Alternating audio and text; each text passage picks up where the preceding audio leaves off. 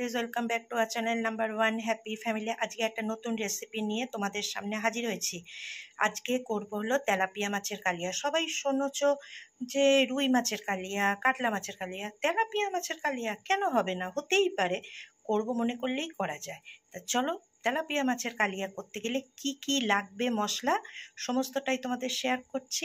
আর share করার আগে প্রতিদিনের মতন বলে রাখি, আমার চ্যানেলটা যদি ভালো লেগে থাকে অবশ্যভাবে লাইক করবে, শেয়ার করবে আর কমেন্ট করতে ভুলবে না। আগে আমি যে পদ্ধতিতে কালিয়াটা করছি তেলাপিয়া মাছে, সেই পদ্ধতিতে তোমরা করে দেখো কেমন লাগে। টেস্ট নিজেরা বাড়িতে করে কেমন লাগে টেস্ট করার পরে কমেন্ট করবে যে দিদিভাই ভালো হয়েছে বা কিছু। চলো দেখে নেওয়া যাক তেলাপিয়া মাছের কালিয়া। আচ্ছা, এটা হলো তেলাপিয়া মাছ, আর তেলাপিয়া মাছের হবে আজকে কালিয়া। রুই মাছের কালিয়া হয়, কাতলা মাছের কালিয়া হয়, মনে করলাম তেলাপিয়া মাছের কালিয়া কেন হবে না, তাই বসে পড়লাম তেলাপিয়া মাছের কালিয়া করতে। আরেকটা জিনিস বলা হয়নি, এই মাছটা না আমার এক বান্ধবী দিয়েছে তাদের পুকুর থেকে তুলে। আচ্ছা, তেলাপিয়া মাছের কালিয়া করতে গেলে লাগবে জিরে, গোটা গরম মশলা, এলাচ, দারচিনি, লবঙ্গ, শুকনো লঙ্কা, তেজপাতা, নুন, শাহি গরম মশলা, ধনিয়া গুঁড়ো, জিরে গুঁড়ো, লাল মির্চ, হলুদ, আর ডুমো ডুমো করে কেটে রাখা আলু, আদা বাটা, পেঁয়াজ কুচি, আর নুন হলুদ দিয়ে মাখিয়ে রেখেছি হলাম মাছগুলোকে। আর দেখো কড়াই আমি তেল দিয়ে দিয়েছি অলরেডি। তেল গরম, ভালো মতন গরম হয়ে গেছে। একে একে আমি মাছগুলো দিয়ে দিই।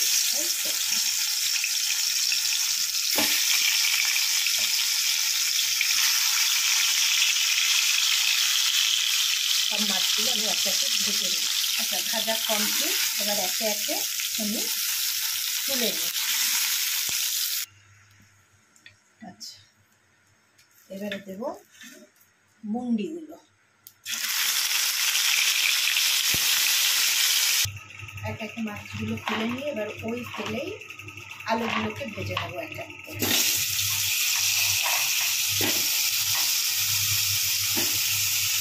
আচ্ছা, আলু ভাজা কমপ্লিট। এক একে আলুগুলোকে ভেজে নিই।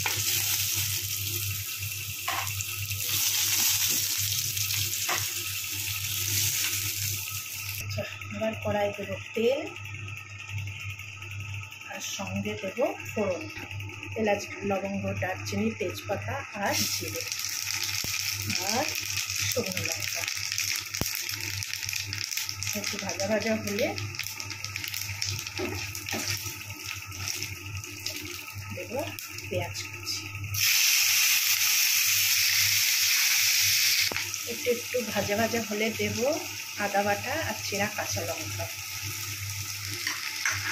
আচ্ছা, মশলাটা ভাজা ভাজা হয়ে গেছে। এবারে এই সব পেঁয়াজটা ভাজা ভাজা হয়ে গেছে। এবার এই সব মশলাগুলো দিয়ে দেবো।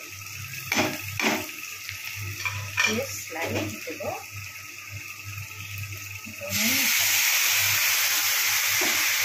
আচ্ছা, তেলটা একটু ছেড়ে আসলে দেবো টমেটো সস। আমার কাছে যেহেতু কাঁচা টমেটো নেই, আমি টমেটো পিউরি দিলাম।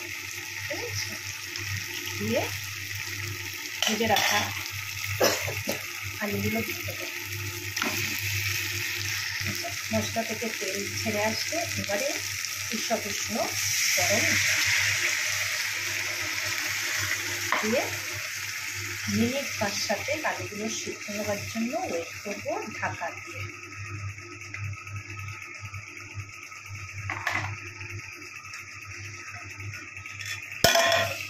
থেকে সরিয়ে দেখে নিই ঝোলটা ফুটছে কিন্তু।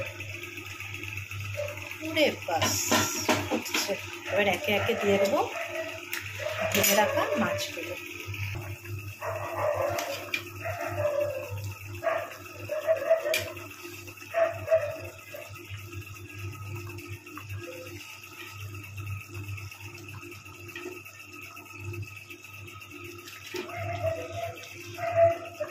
আবার দিয়ে দেবো চাপা, মিনিট 10-এর জন্য।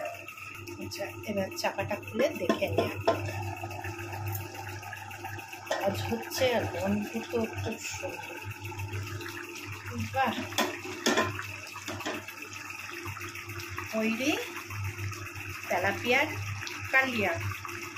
তোমরাও তৈরি করো আমার মতো করে, বিভিন্নভাবে তৈরি করে দেখো। আর তেলাপিয়া কালিয়াটা তৈরি করে কিন্তু দেখো, রুইয়ের কালিয়া হয়, কাতলার কালিয়া হয়, তেলাপিয়ারও কালিয়া দেখো কেমন হয় খেতে।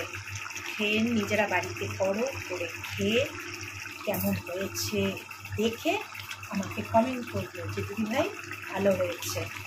তাহলে আমিও একটু আগ্রহ করবো, আবার তোমাদের সামনে নতুন নতুন রান্নার রেসিপি নিয়ে হাজির হতে পারবো। চলো আজকের জন্য টাটা, গুড নাইট, সবাই সুস্থ থাকবে, ভালো থাকবে। আবার অন্য কোনো দিন অন্য কোনো ব্লগ নিয়ে নাম্বার 1 হ্যাপি ফ্যামিলি হাজির হবে। সবাই সুস্থ থাকবে, ভালো থাকবে।